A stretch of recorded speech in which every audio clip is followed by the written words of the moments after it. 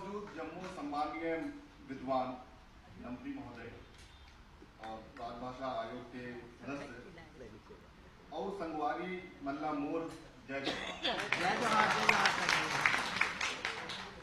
सबले पहली आप सबला छत्तीसगढ़ी राजभाषा दिवस के गाड़ा गाड़ा बधाई और शुभकामनाएं। छत्तीसगढ़ी राजभाषा आयोग यहाँ आए और अपन विचार रखे मोला मौका दिए एक बार आयोग के सदस्य मनला बहुत बहुत धन्यवाद।